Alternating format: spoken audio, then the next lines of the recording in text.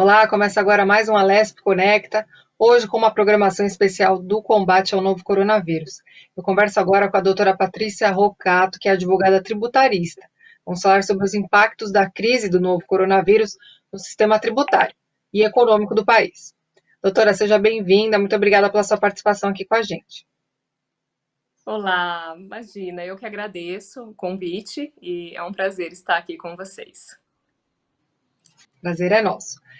Bom, doutora, desde o começo da pandemia do novo coronavírus, o governo vem tomando uma série de medidas, né, para fazer frente à crise.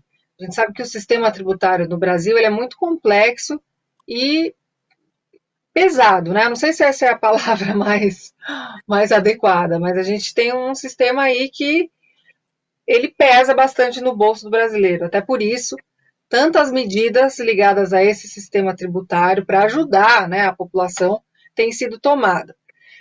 Quando a gente fala do governo federal, a gente sabe então que ele parcelou e também postergou uma série de tributos federais. Eu queria nesse comecinho falar um pouquinho quais foram os tributos, né, que entraram nessa medida e quais não foram, não entraram nessa medida. Bom, realmente o governo ele vem tomando diversas medidas para uma carga tributária que ela é onerosa e também burocrática, né? E o governo ele vem adotando desde prorrogações de tributos até mesmo com relação a questões voltadas para parcelamento. Inicialmente, as prorrogações elas iniciaram com o Simples Nacional. Competências do mês de março, abril e maio foram prorrogadas para outubro, novembro e dezembro. E logo em seguida foi noticiado também a possibilidade do parcelamento do fundo de garantia. Só que o fundo de garantia ele já veio com a possibilidade do parcelamento, da prorrogação e do parcelamento, onde os empresários já vão começar a pagar a primeira parcela agora no mês de julho, não é? Os demais tributos, por enquanto, as notícias foram somente de prorrogação. Depois houveram também prorrogações a nível de PIS, COFINS, a contribuição previdenciária patronal, que é uma contribuição que representa em torno de 20% da folha de pagamento, é algo que é muito oneroso e aí diz respeito às empresas optantes pelo lucro real e lucro presumido, né? Também houve. E também houveram prorrogações referente aos parcelamentos para as empresas que também já vinham aí pagando, feito algum tipo de negociação anteriormente e que também estavam sem caixa para poder dar subsídios a essas negociações realizadas, né? Então, a respeito de prorrogações, nós tivemos Simples, tivemos PIS, COFINS e também tivemos essas questões dos parcelamentos. Sim, essas contribuições previdenciárias, acredito que muito com esse viés de evitar demissões em massa, né? No momento que a gente está vivendo, né, doutora? Mas daqui a pouquinho a gente vai falar mais sobre isso. Sim. Eu queria perguntar sobre os tributos estaduais e municipais. A senhora até me corrige se eu estiver errada, mas eu acho que esses tributos não foram incluídos nessa medida. Até eu aproveito para emendar outro aspecto, né? Eu não sei, a gente sabe que cada ente tem sua prerrogativa, eu não sei se o próprio estado e o próprio município poderiam tomar essa medida em relação a esses tributos. E se tem algum estado, algum município que tomou, se possível, se tomou essa medida. Eu queria que a senhora falasse um pouquinho, né, sobre isso e a importância que seria também dessa medida incluir esses tributos, que também acabam pesando bastante, né, aí no bolsinho do brasileiro. Sim, não, Cat, muito legal essa pergunta, porque inicialmente só o governo federal é que foi tendo essas atitudes no sentido das prorrogações, né? Essas questões, as legislações, elas foram saindo somente para o território nacional. E depois cada estado, cada município foram sim tomando as suas prerrogativas, foram sim tomando decidindo as suas faculdades se iriam, né, prorrogar ou não. Por exemplo, o Simples Nacional é um tributo cuja Todos os impostos, contribuições estão contidos dentro de uma única guia. E é o caso, por exemplo, do ICMS e do ISS. Então, quando o Simples Nacional foi prorrogado, ele foi prorrogado com a exceção do ICMS e do ISS. E isso gerou uma grande confusão na cabeça dos empresários e também dos contadores na hora de fazer os fechamentos.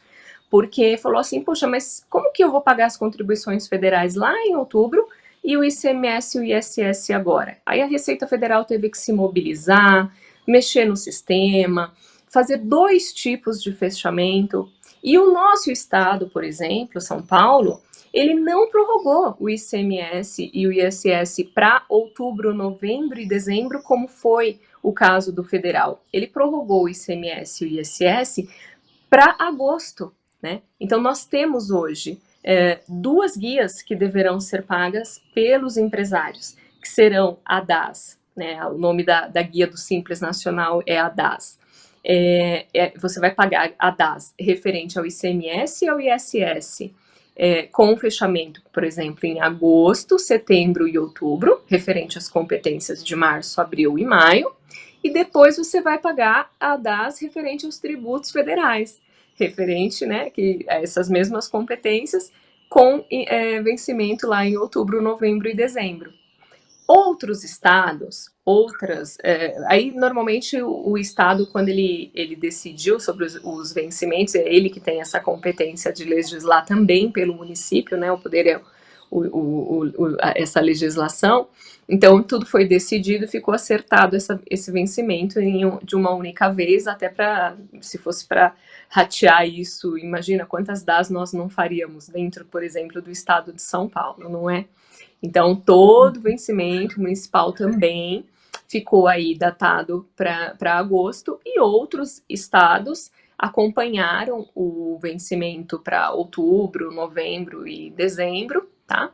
E bem como outros estados deixaram, por exemplo, até para um pouquinho mais, até concederam uma isenção, como foi o caso de Santa Catarina. Nós tivemos aí conhecimento referente a algumas isenções que foram por eles dadas a título de legislação.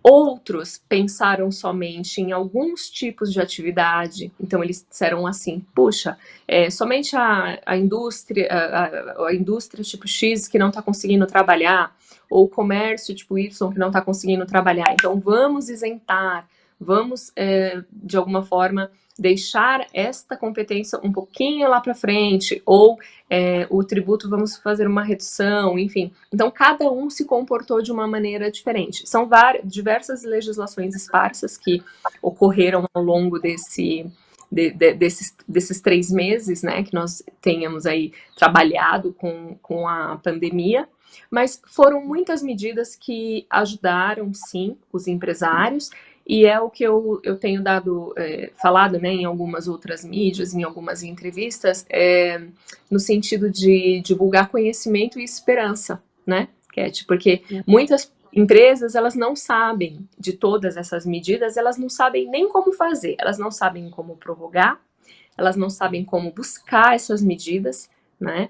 Elas não sabem nem que elas podem, por exemplo, suspender o contrato dos funcionários e utilizar um subsídio do governo, por exemplo, que é uma outra opção para obter a saúde empresarial agora nessa época de crise. Certo. E doutora, na sua visão, essa moratória de medidas aprovadas, né, elas são suficientes? Como que o mercado empresarial tem visto essas medidas? Olha, não, suficiente, infelizmente, para o tamanho do baque que o nosso país está tomando com tamanhos, né, fechamentos das lojas. Na verdade, ninguém esperava passar por uma situação assim, né, Cat? E realmente ainda é necessário, sim, que o governo tome algumas medidas mais um pouquinho melhores, né? Sim, temos prorrogações, temos as medidas 936, 927 a respeito da suspensão, redução, temos possibilidades como crédito, temos agora o Pronamp também, que pode ajudar as empresas aí e bastante, né, devido à taxa de juros que está imposto, então a gente pode também conversar um pouco sobre isso, porém, essas contas vão chegar, né, são contas que lá no final do ano, tá, quando tudo isso cumular, vai chegar com o 13º, né, lá em novembro, dezembro, né, e vão chegar com as competências dos meses, das quais nós esperamos que as empresas já estejam recuperando e já estejam trabalhando, né? E aí, imagina, eu vou acumular 2 impostos, que é o que está acumulado aqui, que foi prorrogado, mais o do mês, lá, a competência que vai chegar junto, e mais um 13º, mais o imposto do 13º. Então, o governo ele precisa, sim, já ir estudando novas medidas, no sentido de propor ou um novo plano de parcelamento, como foi o caso do Fundo de Garantia, sem a incidência de juros, de correções, não é? Eu não sei, até porque nós temos aí uma lei de responsabilidade fiscal, então é óbvio que uma isenção, algo nesse sentido, seria um pouco complicado de se votar de uma hora para outra, nós sabemos, e o país ele conta com uma lei orçamentária que precisa ser substituído por algo, né? De onde nós tiramos, nós temos que repor, a conta é básica, é simples. Então, nós não podemos falar a priori, talvez, de uma isenção, mas quem sabe não pensar em algo assim para o empresário, ou no mínimo um parcelamento, tá? Sem incidência de juros, porque quando chegar no final do ano, as empresas elas vão precisar de mais um fôlego, porque a conta lá no final do ano ela é pesada, ela é onerosa também, principalmente para as empresas que detêm folha de pagamento, né? Certo. E dentro dessa moratória, né, de tributos aprovados pelo governo federal, como a senhora bem pontuou, né, o FGTS, o Simples Nacional, PIS, COFINS, contribuição sobre a folha, né, que são as contribuições previdenciárias, temos também as medidas do direito trabalhista, né? Então, hoje o empresário pode diminuir, por exemplo, a jornada de trabalho e do funcionário e reduzir também o salário. Inclusive o próprio governo faz essa complementação aí, né, do salário, quer dizer, visando muito esse aspecto de evitar essas demissões. Isso tem surtido efeito, né? Porque as notícias que a gente escuta é que muitos estabelecimentos fecharam as portas, definitivamente. Quer dizer, quando passar essa pandemia, não vão abrir mais, né? Quer dizer, é uma situação bastante caótica. A gente teve informações da queda do PIB aí no Brasil, quer dizer, números bastante expressivos. Como que a senhora vê essa moratória de tributos quando a gente pensa nas contribuições previdenciárias, né? Nas medidas, né? Olha, Isso. eu vejo, na verdade, as medidas trabalhistas, elas trouxeram, sim, para o empresário um fôlego, e eu sou contadora, né, também, né, e atuo nesse segmento aqui no estado de São Paulo, e eu possuo diversos clientes. Então, a minha experiência, do ponto de vista empresário, é que durante esse período, Cat, muitas empresas elas não tiveram acesso à informação, não é? Ontem mesmo eu conversei com um empresário que ele é dono de uma rede de postos de gasolina. Olha que interessante. E ele tem mais de 150 empregados. E ele não sabia como ter acesso à medida, a MP 936, que inclusive, o que fala, né, a medida 936? Ela fala da possibilidade da suspensão e redução do contrato de trabalho para os funcionários, para a empresa, né? Então, pensa, eu faço uma analogia do seguinte, que é como se o empregado ele estivesse recebendo seguro-desemprego trabalhando, né? Mas é óbvio que é uma analogia, porque a gente só usa a tabela do seguro-desemprego como uma base de cálculo. Então, pensa comigo que é assim, a empresa, ela dá entrada através da internet, pelo escritório de contabilidade. Nós mesmos, o meu escritório protocolou mais de 10 mil acordos. Desses 10 mil acordos, eu tive 60 acordos que me deram um problema, no sentido de que os funcionários já estavam aposentados, recebiam pensão por morte, por alguma, né, já tinham alguma outra fonte de renda, e aí é óbvio que o governo não vai ajudar, porque ele já tem uma outra fonte de renda, né? E tudo isso nós fizemos pela internet. O funcionário, ele não moveu uma folhinha, assim, de esforços. E olha que bacana, para as empresas que faturaram no ano de 2019 até 4,8 milhões de reais, que são as empresas consideradas microempresas ou empresas de pequeno porte, o governo, na suspensão do contrato de trabalho, ele subsidia 100% da sua folha de pagamento, empresário. Então, olha só, por 60 dias, você dá entrada nessa medida, na suspensão, e você fica durante 60 dias sem pagar a sua folha de pagamento, com base na tabela do seguro-desemprego. Então, se o salário do seu funcionário é de 3 mil reais, ele vai receber lá o teto de 1.800 e alguma coisa. Mas ele vai ficar sem, ele não vai ficar sem receber, ele não vai ficar sem guarida, digamos assim. Até porque ele está em casa também, né? Ele não está trabalhando. Suspende-se aí os benefícios a título de vale transporte, vale refeição. Esses benefícios devem ser mantidos no caso da redução do contrato, né? Da suspensão, você pode suspender porque não há o trabalho, né? Então, e aí todo mundo me pergunta, fala, doutora, mas eu faturei acima de 4,8 milhões, eu tenho direito a essa medida?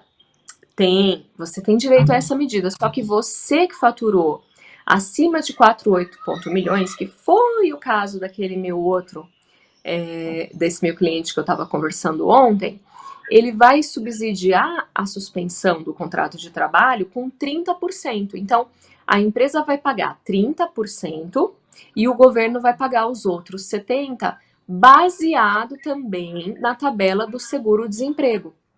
E esses 30%, Cat, ele não é considerado como verba salarial, como eu não tenho incidência de impostos, ou seja, eu tenho também uma desoneração da folha, como se fosse uma ajuda de custo para o funcionário e também um auxílio para o governo também não estar subsidiando tudo, até porque, é como eu disse, para o governo liberar essa verba, ele teve que tirar de algum outro lugar. Então, o empresário também precisa auxiliar. Aí você me falou, puxa, doutora, mas tantas empresas fecharam as portas, elas não vão voltar. Muitas empresas nem sabem das medidas, não tiveram conhecimento. Ou acharam que esse dinheiro teria que ser devolvido depois. E não, o que você precisa dar em contrapartida para o governo é a estabilidade do funcionário.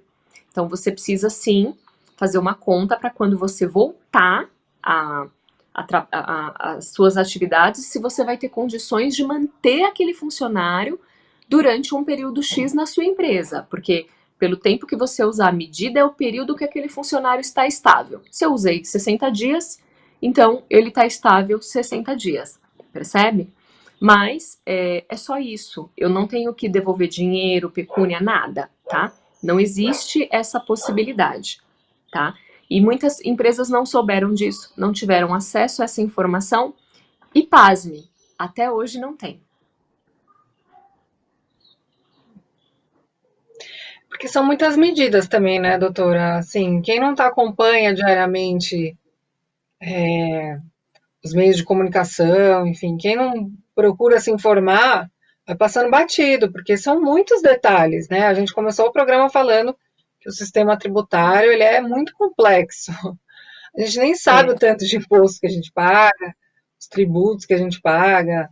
Quer dizer, a gente vai meio que no automático. E com essa complexidade, né, tão grande, com tantas medidas sendo aprovadas, é complicado, mas é importante que o empresário busque, né, seus direitos num momento como esse, não deixe passar esse tipo de situação. Até por isso a gente faz um programa como esse, para levar essa informação. E, É, doutora, o governo ele também zerou o imposto de importação, né, de alguns produtos que são importantes para o combate do novo coronavírus. Que produtos são esses, doutora? E por quanto tempo esse imposto permanece zerado aí? olha, isso é maravilhoso, porque facilitou a nacionalização, né, de produtos que antes demoravam algum tempo para poder ter entrada no território nacional, né, de liberação de alfândega, né, diversas questões que devem sim ser amparadas pelo país. Isso eu sou muito favorável a questões de burocracia, porque nós sabemos quais tipos, né, como que funciona esse tipo de situação, principalmente na importação, né, e o governo ele tem políticas muito fáceis, digamos assim. Eu não quero falar o juridiquês, né? Eu quero falar o popular. Então é muito mais fácil para você exportar do que você importar, tá? Assim, o nosso país facilitou essa importação dos produtos, quaisquer que estejam relacionados ao combate do Covid, enquanto durar a situação de calamidade pública, enquanto durar esse decreto, que a priori nós já temos ele decretado aí para até dia 31 de dezembro de 2020, então antes disso, com certeza, nenhuma medida terá sido alterada, mas nós podemos ter sim a prorrogação dessa medida, dessas questões. Mas quaisquer produtos relacionados a combate do Covid, desde máscaras, tecidos que eram utilizados para confecção, materiais, borrachas, neoprene, plásticos específicos para confecção, luvas, materiais utilizados em questões hospitalares. Ao longo do tempo foram descobrindo novos materiais, novos aventais, novas formas de situações. Eu me recordo até de uma entrevista que eu vi de uma enfermeira falando de uma máscara específica que ela tinha que usar no momento em que ela ia fazer a intubação de um paciente com Covid.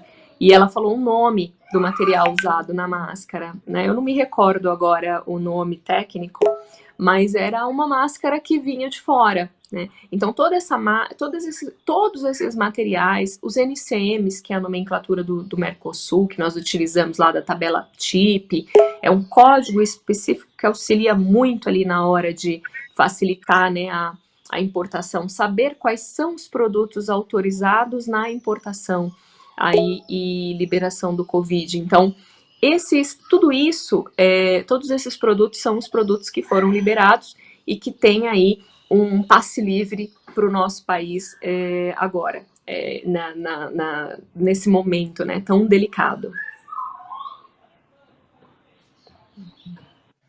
E, doutora, o mesmo aconteceu com o IOF, né, que é o Imposto sobre Operações Financeiras, que normalmente é cobrado aí sobre as operações financeiras. Queria que a senhora É, explicasse um pouquinho o que seriam essas operações e por quanto tempo também esse imposto fica aí zerado, né? zerado, né? A IOF, a priori, ela está suspensa principalmente nas operações de crédito, né? Quando nós falamos de operações financeiras, nós falamos de todo tipo, né? Nós falamos de transferência, nós falamos de remessas diversas, nós falamos de qualquer tipo de transação que seja efetuada dentro de uma instituição financeira devidamente cadastrada ali pelo Banco Central. Então, existe ali nós chamamos dentro do direito tributário de regra matriz de incidência tributária. Então, isso é um fato gerador, tá, para o imposto. E aí o governo, logo que ele viu, que ele visualizou toda essa situação de pandemia, ele, né, pensou, falou, bom, a IOF é um tributo que na verdade o tributo ele é a espécie, né? o genérico, então o imposto específico da operação financeira, ele incide, por exemplo, em uma situação onde a empresa ia procurar muito, que é o quê? A liberação de crédito, os contratos de banco, empréstimos, né? Eu vou precisar pegar empréstimo no banco, eu vou precisar subsistir, eu vou ter que, né? Até então nós não tínhamos os créditos específicos de folha de pagamento, nós não tínhamos nada. Então, só que o governo já sabia que os empresários iriam buscar esse tipo de situação. E então ele também resolveu aí essa isenção por um período, tá? Ele não está durante o período da calamidade pública, mas ainda está vigorando esse desconto, essa isenção, tá? E sempre com essas questões de prorrogação. Hoje nós estamos também com alguns tipos de créditos específicos também sendo liberados, dos quais só são possíveis atingir as metas de taxa de juros, como, por exemplo, créditos específicos para folha de pagamento de 3,75 ao ano. Agora nós tivemos a liberação do Pronamp, que é um crédito de 4,25 ao ano, dos quais assim, nós só conseguimos atingir tudo isso também com operações, com uma situação dessa dada pelo governo, como é o caso da IOF também, né, de zerar a operação, porque senão também acaba deixando oneroso, tá? E tudo isso são situações que oneram isso no final, né?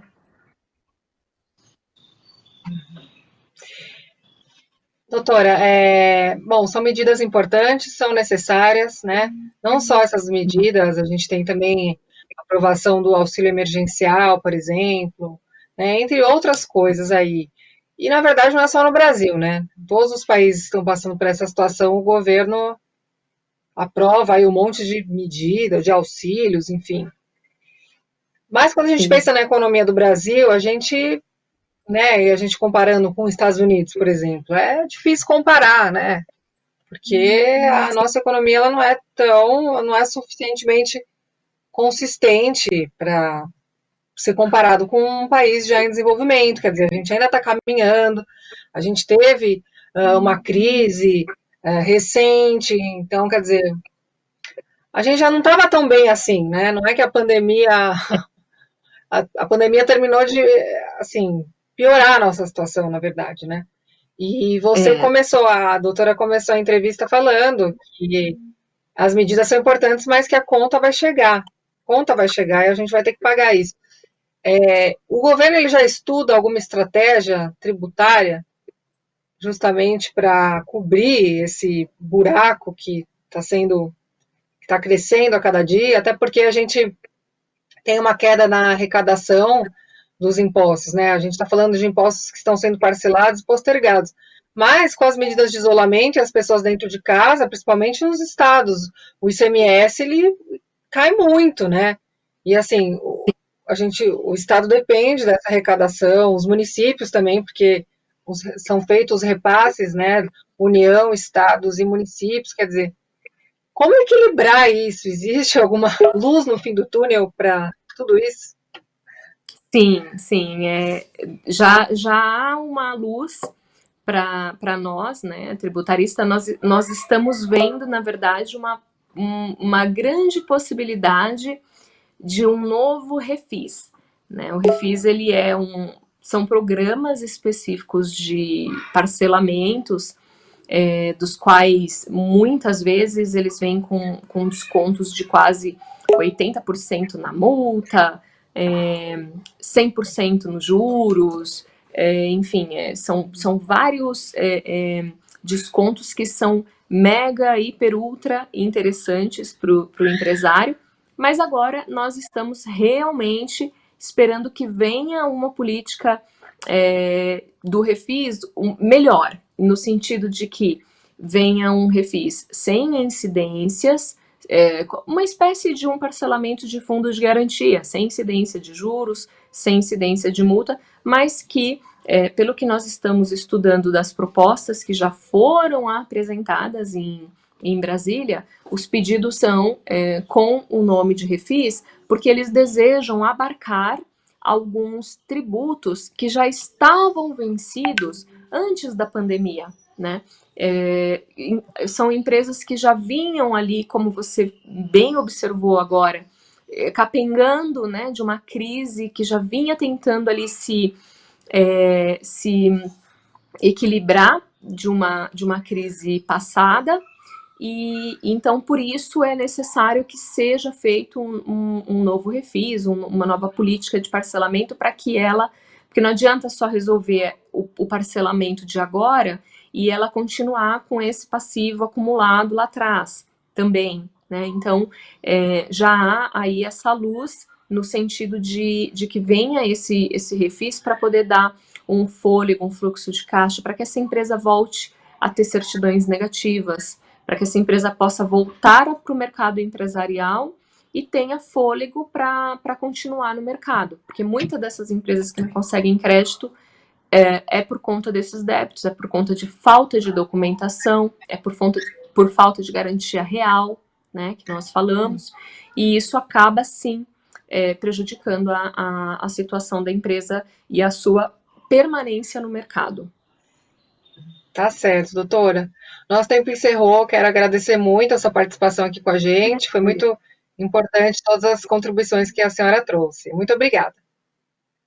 Imagina, eu que agradeço e fico sempre à disposição que for necessário, que eu puder contribuir, conte comigo. Muito obrigada. Bom, o programa Alesp Conecta fica por aqui. Muito obrigada pela sua audiência. Até o nosso próximo encontro. Tchau, tchau.